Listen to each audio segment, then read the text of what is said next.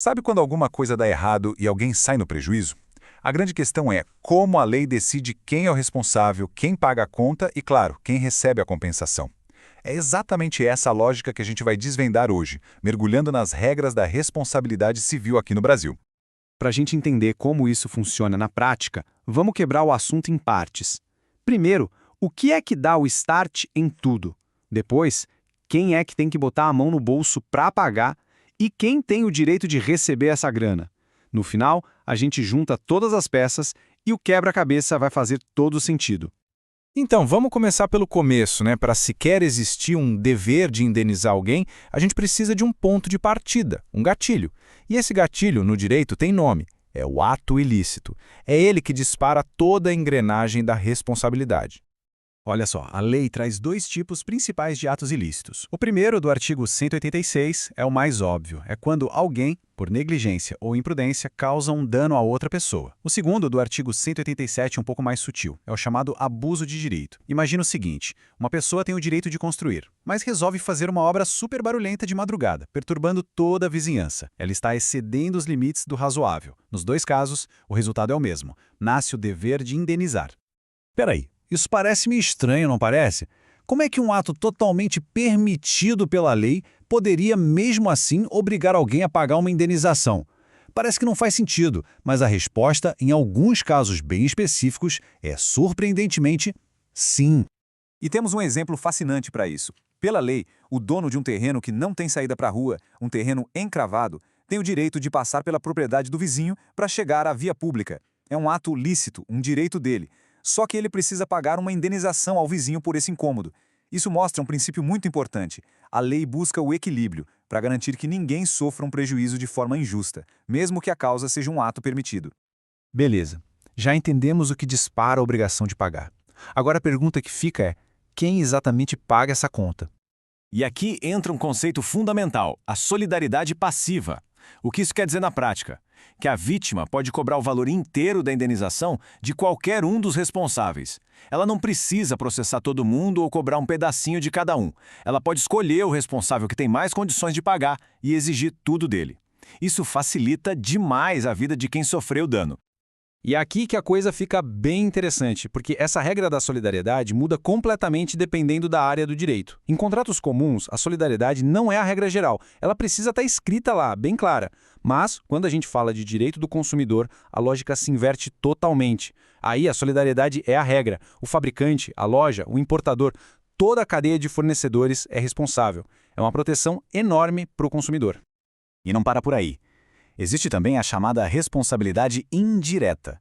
É quando alguém responde por um dano que foi causado por outra pessoa.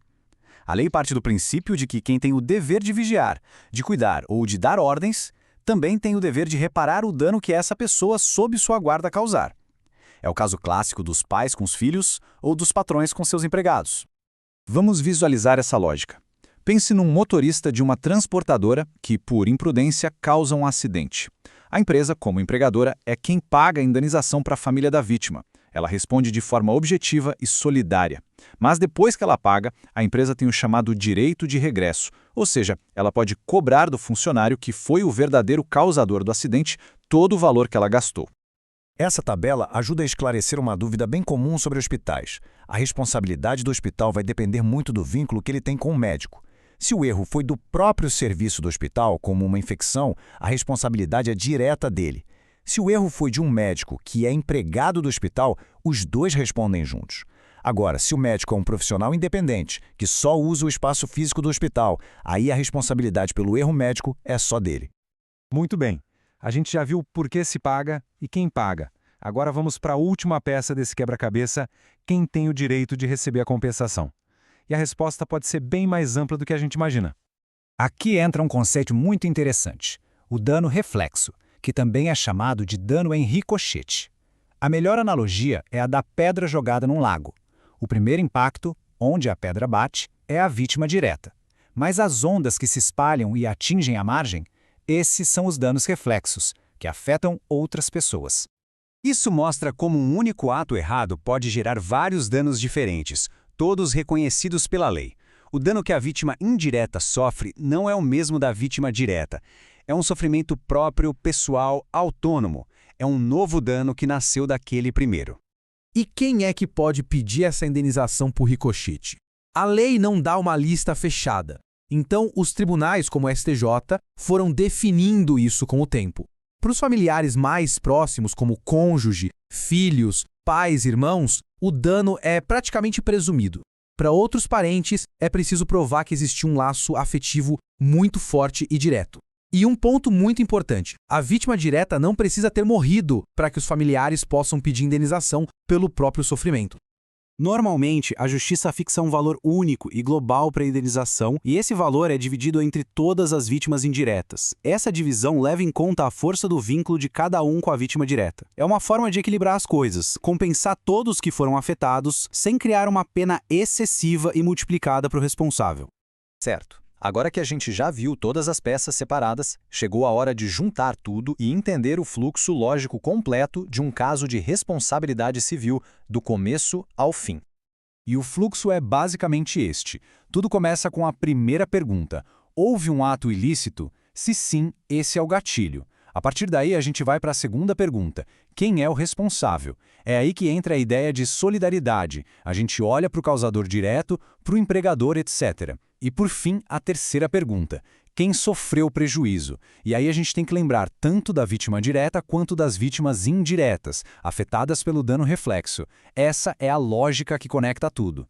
E para a gente fechar, fica aqui uma provocação, uma questão que leva o direito para um campo bem delicado.